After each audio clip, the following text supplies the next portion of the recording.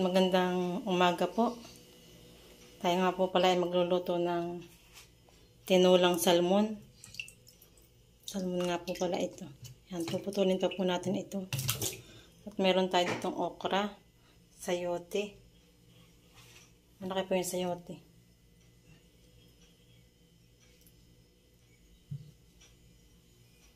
Dalawang taling okra. At naghiwa na din po ako ng sibuyas sa bawang, luya, at meron tayong isang pirasong sili. Saka dalawang balot na miswa. Lalagyan po natin ng miswa. Yan.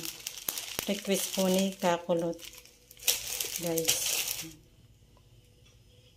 At ito nga po palang ating salmon ay ipiprito po muna natin. Yan, mainit na po yung ating mantika. Bubuntog na po natin yung ating isda.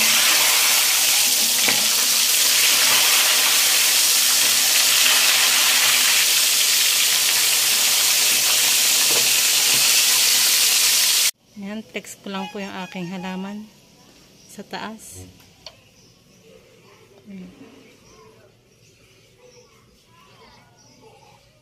Marami po ako ditong salay.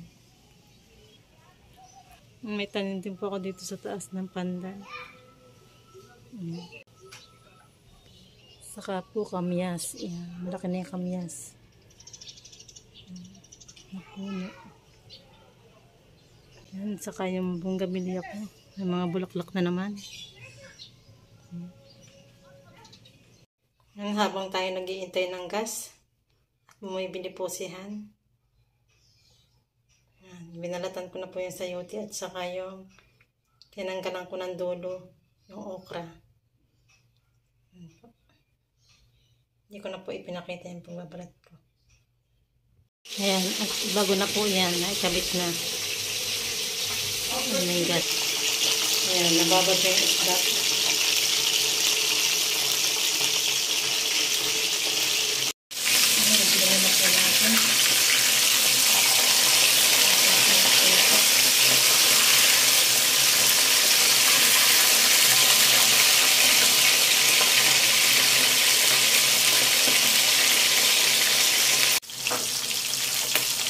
Hahanin na po natin at ito na. Itong prito.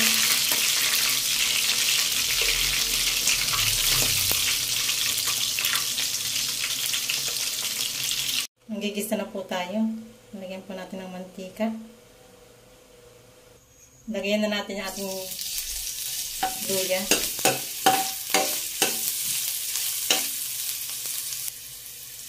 Lagyan na rin po natin yung ating sibuyas at bawang.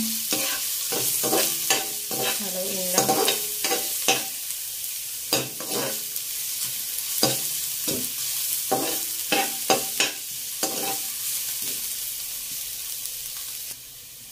Lagyan na natin isda.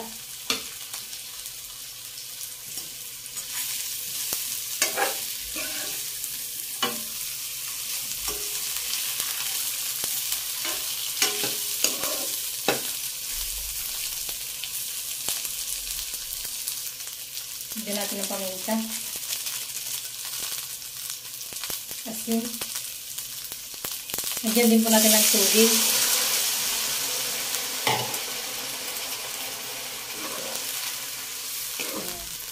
Bango. Ang bango po ng luya. Ito na ang virtual luya.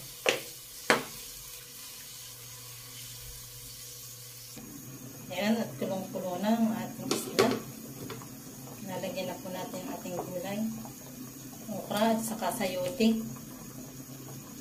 Nga po palang okra ay gamot yan sa may rayuma. Kaya yung may mga rayuma dyan, kumain ng okra para mawala.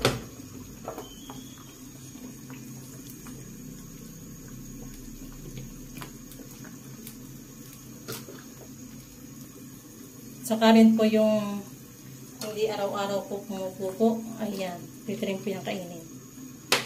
Para po maging okay po yung inyong pupo. Para araw-araw kayo ay nakapupo.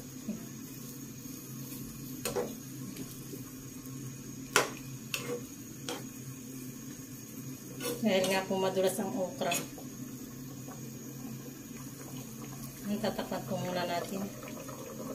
Hindi po kunyuntre.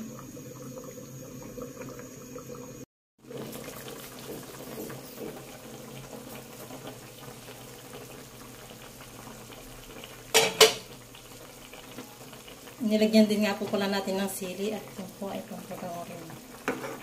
Pandagdag po ba? Okay, sili. Yan at luto na ang ating. Nalagyan din po natin ng miswa, 2 balot.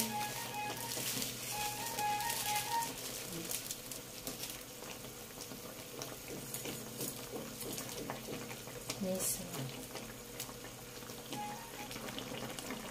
Yan, titikman na po natin kung okay po yung lasa ng sabaw.